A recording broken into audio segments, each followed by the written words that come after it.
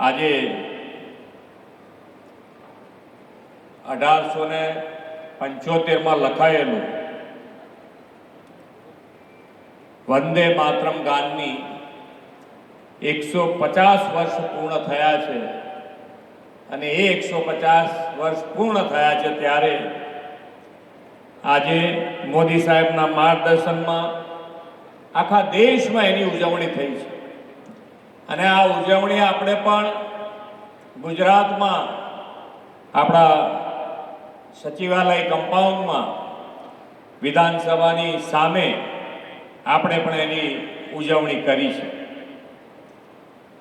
મા અંબાના ચરણોમાંથી આજે જે યાત્રા શરૂ થઈ રહી છે એવા આપણા ભગવાન બિરસા મુંડાની 150મી જન્મ જયંતિ પણ માન્ય વડાપ્રધાનશ્રીના માર્ગદર્શન અને નેતૃત્વમાં આખા દેશમાં ઉજવાઈ રહી છે। સાથે સાથે આ વખતે વિશ્વ નેતા અને યશસ્વી વડાપ્રધાન મોદી સાહેબના નેતૃત્વમાં આ વર્ષે રાષ્ટ્રીયતાના ગૌરવ ગાન માટેનું આખું વર્ષ છે અને એ વર્ષ હોય ત્યારે સરદાર પટેલની 150મી જન્મ જયંતિ પણ આજે ઉજવણી થઈ રહી છે આ વર્ષમાં। સાથે સાથે વાજપેયીની જન્મ શતાબ્દી અને બંધારણના અંગીકરણના 75 વર્ષની પણ ઉજવણી થઈ રહી છે। ભગવાન બિરસા મુંડાએ દેશની આઝાદી માટે અબુઆ દિશુમ અબુઆ રાજ એટલે કે આપણો દેશ આપણો રાજનો મંત્ર આપ્યો। તેમણે અંગ્રેજોના અન્યાય સામે અવાજ ઉઠાવ્યો, સૌ આદિવાસીઓને એક કર્યા અને જળ જમીન અને જંગલ માટે ઉલગુલાન સંઘર્ષની ક્રાંતિ આંદોલનની શરૂઆત કરાવી હતી। આઝાદીની લડતમાં અગ્રેસર રહેતા આદિવાસી બાંધવોને અમૃત કાળમાં ભારતની વિકાસ યાત્રામાં ભાગીદાર બનાવવાનું કામ આદરણીય વડાપ્રધાન શ્રી નરેન્દ્રભાઈ મોદીના નેતૃત્વમાં થઈ રહ્યું છે।